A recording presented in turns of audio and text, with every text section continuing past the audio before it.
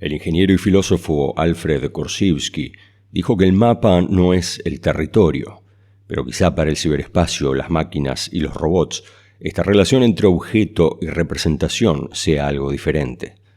Alrededor de esta idea fabriqué The Walk, un robot estático que elige su destino al azar en la ciudad de Buenos Aires, consigue la ruta usando la API de Google Maps, emprende un recorrido virtual obteniendo fotografías y escribe una entrada con inteligencia artificial generativa en su bitácora de viaje.